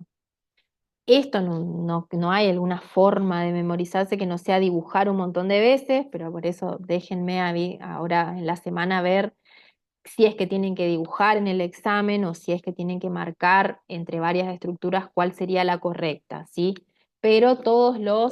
Caro, Sí, te pregunto, ¿vos por las dudas no tenés algún apunte o algo por el estilo que tenga así las estructuras y cómo se llamen y demás? está en el apunte de la academia que le subí. ¿Están en el apunte? Sí, ¿Pero están los que de lo de las clases anteriores también? todo. Eso quiere decir que ni miraron ese apunte.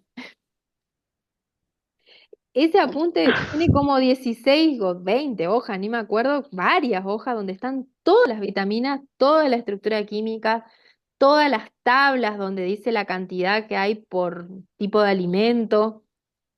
Ahí están todas. Y si no, también está el blanco, que es un libro de química, que lo voy a subir ahora al Classroom, que ahí nos basamos para hacer ese apunte, ¿sí? Así que les voy a subir también el blanco. Familiarícense con el Bueno, blanco porque para varios temas lo tienen que ver. Ahí están también las estructuras químicas. Y después en dale, Caro. la guía alimentaria argentina, que también les voy a compartir, por ahí está más la parte de función de las vitaminas y no están todas, pero en el blanco están todas las estructuras químicas. Ahora ya a la tarde les voy a subir cuando subo la clase, ¿sí? Bien, Dale, Caro. entonces, Gracias. ¿qué es importante? La estructura química ahí lo dejamos en stand-by hasta que veamos nuestra próxima clase con el detalle de qué es lo que nos van a preguntar para ver cómo podemos tomar alguna estrategia para recordar. Y vamos ahora al papel funcional. ¿Para qué sirve la vitamina E? Recién les dije que actúa como potente antioxidante. Acá simplemente como todavía no tenemos muy claro la membrana y esas cuestiones, voy a marcar algunas cosas. Y esto que está acá es un esquema que me está representando la doble capa de fosfolípidos, que es la estructura básica de todas las membranas celulares, que esa doble capa de fosfolípidos a su vez tiene embebidas un montón de proteínas, que acá estoy marcando algunas. Estas proteínas de la membrana tienen distintas funciones, por ejemplo, actuar como transportadora de iones, otras proteínas que actúan como receptores celulares para captar alguna señal externa, ¿sí? Toda esta membrana está muy organizada en una célula, doble capa de fosfolípidos, proteínas embebidas y también hay hidratos de carbono que están asociados a esta membrana biológica. Yo les decía recién que como producto, vamos a poner acá, del metabolismo propio de las células, ¿sí? Por ejemplo, el aprovechamiento de o mejor dicho, la destrucción, para algo más sencillo, la destrucción de sustancias dentro de los peroxisomas, que es una estructura de las células que me imagino que la han escuchado nombrar, metabolismo, ahí no puedo hablar y escribir, acá trata de decir metabolismo.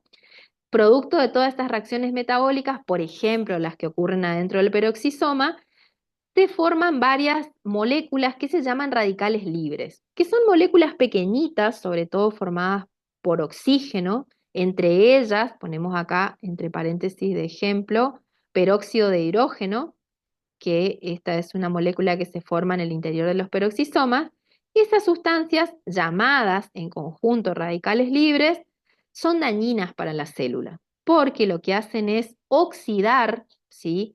Oxidar la membrana. Oxidar, estamos hablando de sacarle electrones a la molécula, o sea, a los átomos de la molécula. Entonces, cuando se oxidan, ya sea los fosfolípidos o las proteínas, se desarma toda la membrana biológica o la membrana plasmática. Si se desarma la membrana plasmática, se muere la célula, ¿sí? Entonces, lo que hace la vitamina E es anular el efecto de esos radicales libres.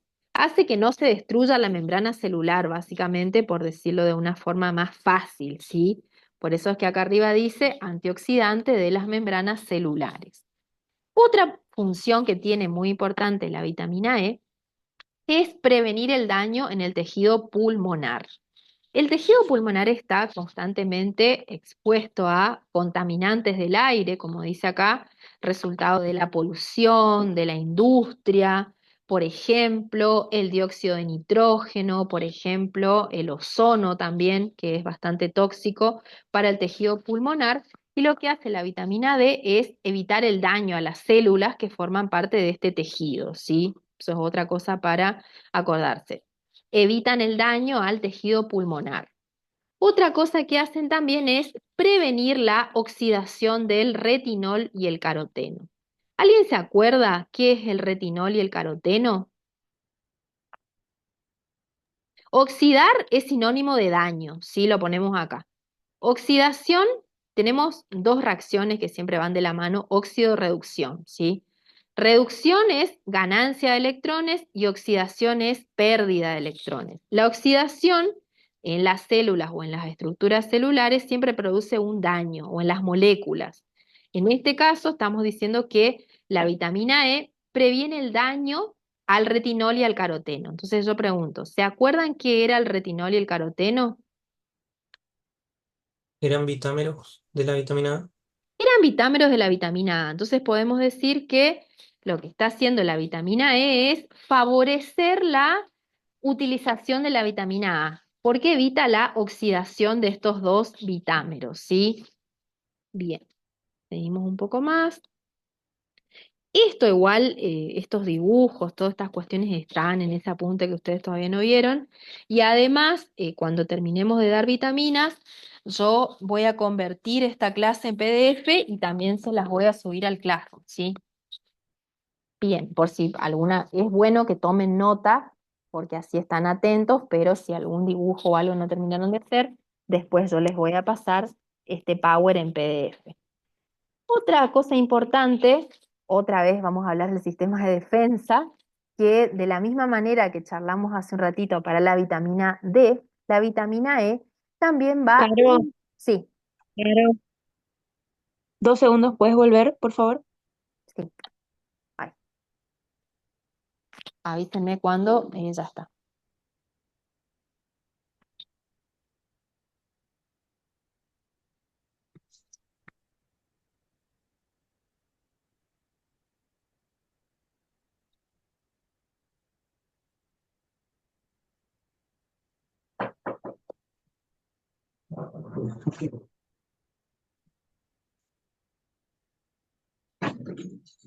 Acuérdense que Ahí si está. no me van a preguntar nada, silencien los micrófonos, ¿sí? Porque si no se escucha todo el ruido de lo que están haciendo atrás, por las dudas que me estén puteando encima.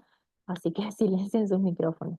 Bien, estamos entonces con esta filmina, vamos a esta. Les decía que de la misma forma que estuvimos charlando recién, que la vitamina D interfiere o estimula el sistema inmune, lo mismo ocurre con la vitamina E, pero desde otro aspecto, ¿sí? Acá lo que hace la vitamina E es inducir la proliferación de las células de defensa. ¿Qué quiere decir todo esto? ¿Qué quiere decir proliferación?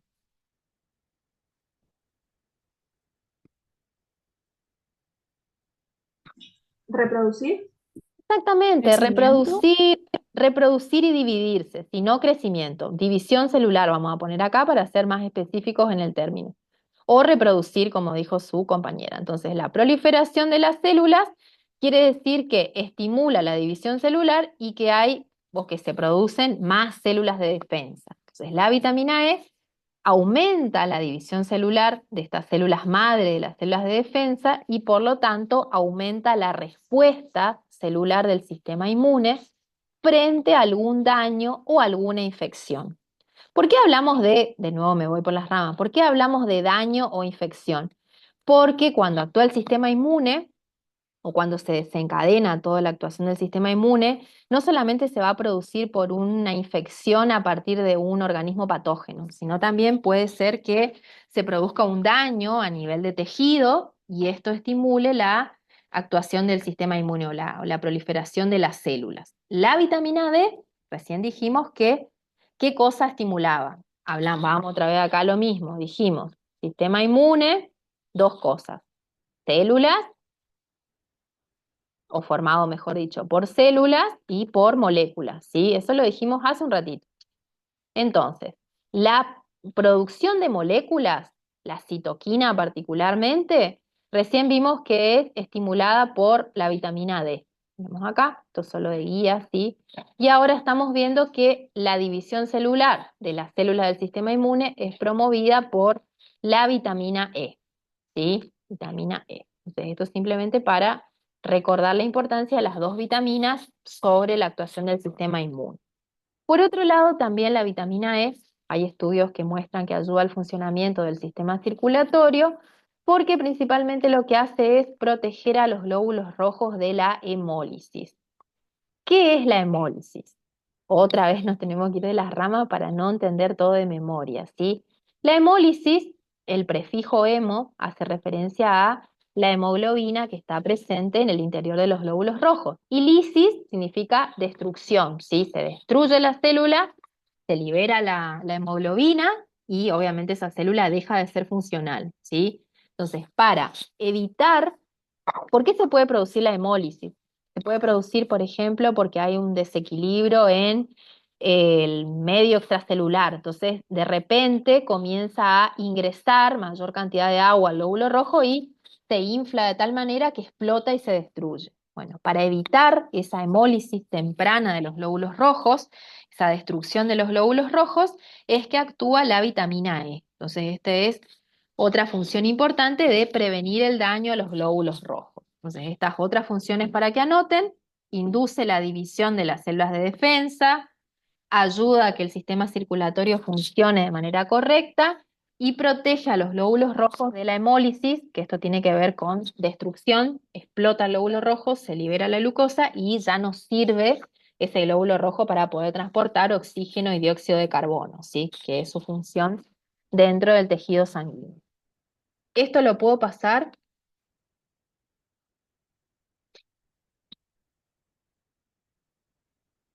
A ver, borro todo esto.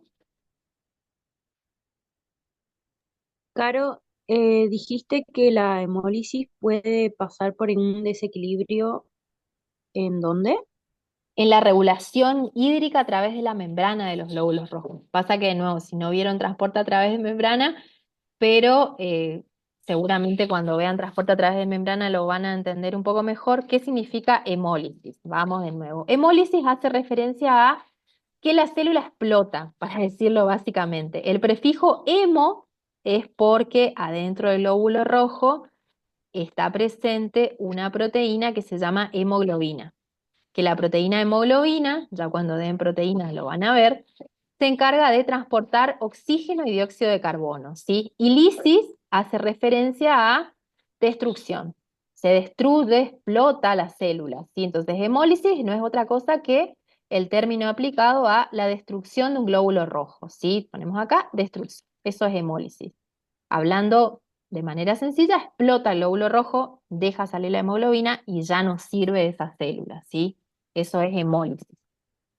¿Y por qué se puede producir esta explosión de los glóbulos rojos? Por ejemplo, porque cambian las condiciones del medio externo en cuanto a la cantidad de iones y comienza a entrar mucha agua, ¿sí? Imaginemos que de repente entra mucha agua al glóbulo rojo porque hay un desequilibrio y explota. Entonces, para prevenir esa destrucción temprana, la vitamina E está ahí colaborando en mantener la morfología de los glóbulos rojos. ¿Esto lo puedo pasar?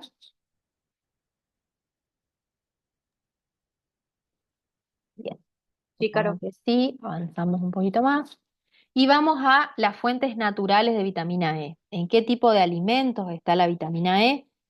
Acordarse de las recomendaciones nutricionales diarias, que acá les anoté, esto es de alrededor de 15 miligramos por día. Esta vitamina va a estar presente en los aceites vegetales, por ejemplo, el aceite de soja, el aceite de maní, el aceite de maíz, el aceite de girasol, ¿sí? Todos tienen vitamina E. También el germen de trigo, que acá lo vemos, que es como una especie de cereal que no sé, no es muy consumido, pero bueno, habría que incorporarlo porque es bueno, la verdad. El germen de trigo tiene una buena cantidad de vitamina E. Los vegetales de hojas verdes, color verde fuerte, como la lechuga, la selga, tienen algo de tocoferol, que dijimos que era el nombre de la sustancia, y en menor proporción se va a encontrar vitamina E en todo lo que sea carnes, huevos, productos lácteos, ¿sí? Acá incluso otros dibujitos, otros alimentos, frutos secos, almendras, avellanas, en las nueces, en los pistachos también hay vitamina E. Pero de nuevo acordarse de la importancia de una dieta equilibrada, ¿sí? Si consumimos una variedad de alimentos, probablemente estemos incorporando todas las vitaminas necesarias para el funcionamiento de nuestro organismo. Esto lo vamos a pasar. Caro, Sí, ¿qué significa el germen de trigo? Perdón que no escuché. es como una especie de cereal que se compra así en las dietéticas, que se lo puede consumir con el yogur, por ejemplo, así como si fuese algo similar a la avena, algo así. Es un derivado del trigo, que tiene una buena cantidad. No es lo mismo consumir harina de trigo, que ya no le queda casi nada de nutriente, que consumir germen de trigo.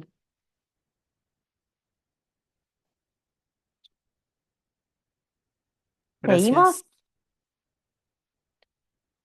¿Seguimos Espera un que poco más? copio lo último. Sí.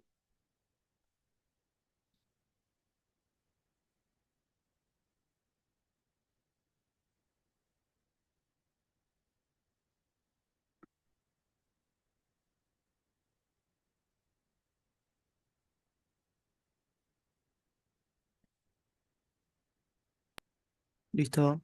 Bien. Seguimos entonces un poco más acá. Y con respecto a los cuadros de avitaminosis, sobre todo se ha estudiado en niños que están malnutridos, es decir, que tienen una dieta muy desequilibrada, ¿sí? Que el déficit de la vitamina E, quiero sacar eso, está relacionado con un tipo de anemia que es la anemia hemolítica. Hacemos referencia a el nombre particular de la anemia porque ya vamos a ver más adelante cuando veamos las vitaminas del complejo B, que hay otras anemias, por ejemplo la anemia megaloblástica, que se relaciona con el déficit de otras vitaminas. Pero ahora particularmente la anemia relacionada con el déficit de vitamina E se llama anemia hemolítica. Justamente anemia hemolítica para referirnos a la destrucción de los glóbulos rojos. Vieron que recién dijimos que la vitamina E es muy importante para que los glóbulos rojos no se destruyan, para que no se hemolicen, ¿sí? Para que no se produzca la hemólisis, que no se destruyan y dejen de ser funcionales. Entonces, cuando no hay vitamina E, se puede producir, obviamente estamos hablando de un déficit extremo, este tipo de anemia porque se destruyen los glóbulos rojos y porque viven menor cantidad de tiempo, menor vida media, dice acá. Las células sanguíneas, ya van a ver más adelante, son una de las que con mayor velocidad se dividen y se va produciendo el recambio, de la misma forma que los epitelios. pero tienen una cierta vida media, es decir, un tiempo en el cual están disponibles para cumplir su función. Cuando hay déficit de vitamina E, este tiempo de vida funcional se acorta, entonces se van destruyendo todo el tiempo, ¿sí? También se ha visto que en los niños que nacen prematuros, ¿sí? O de bajo peso al nacer y que presentan deficiencias de vitamina E, se puede producir, además de la anemia hemolítica, casos de trombosis o edema. ¿A qué se refiere eso? Como la morfología de los glóbulos rojos. Los glóbulos rojos normales son así más o menos redondeaditos, ¿sí? Pero cuando son anormales, dejan de ser, y estos glóbulos son muy flexibles. Esto quiere decir que pueden cambiar su formita para pasar por arterias y venas de un calibre muy fino, es decir, muy, muy finitas. Pero cuando estos glóbulos rojos son anómalos, no son normales, no son tan flexibles. Entonces, cuando quieren pasar por alguna arteria muy pequeñita, puede producirse esto que vemos acá, que estoy marcando con color naranja, que es la formación de un trombo, la trombosis. Se acumulan todos ahí, quedan como atascados, ¿sí? Entonces, lo que van a hacer es impedir la circulación. Eso también puede ser una consecuencia de una baja cantidad de vitamina E, pero esto sobre todo se da en niños. En los adultos, el déficit es bastante más raro porque la vitamina E está presente en una gran cantidad de alimentos que consumimos diariamente, que están presentes en nuestra dieta, pero puede darse casos de déficit de vitamina E por cuestiones más que nada metabólicas, por ejemplo, falta de bilis, ¿sí? Que la bilis, acuérdense que es necesaria para emulsionar las vitaminas liposolubles en el intestino, entonces si falta bilis, no se puede absorber de manera adecuada la vitamina E. ¿Me está diciendo algo? Me tengo que retirar. Bien. Igual ya estamos por terminar, sí, estamos ahí a 6 minutos y terminamos. Entonces, en los adultos, si bien es raro el déficit, puede ocurrir y esto otra vez va a ir de la mano con la fragilidad de los glóbulos rojos. Por inestabilidad de la membrana, les puse acá, esto va de la mano con la ruptura de la membrana, que recién dijimos que es prevenida por la vitamina E, ¿sí? Que los glóbulos rojos tengan mayor vida media, es promovido por la vitamina E. Bien, de acá. Bueno, con eso nos quedamos por hoy, son y 25 ya, y para la próxima clase nos va a quedar la vitamina K como última del grupo de las liposolubles. Y yo lo que voy a hacer ahora cuando le suba la clase al Classroom hasta que convierta y todas estas cuestiones, les voy a subir también el blanco, que es el capítulo del libro, Blanco es el autor del libro de química, donde están todas las estructuras químicas y para la próxima clase, cuando terminemos vitamina K y antes de darlas del complejo B, vamos a profundizar en la estructura química en base a lo que busquen la semana que les preguntan, ¿sí? Así que eso vamos a dar la próxima clase. Ahora pongan el presente y esperemos un ratito que ya les voy a subir al Classroom todo cuando se termine de convertir y esas cuestiones, ¿sí? ¿Alguna pregunta? Mucha información, muchas cosas que todavía no sabemos, pero bueno, ya las vamos a ir Yo incorporando de a tengo una poco. pregunta acá.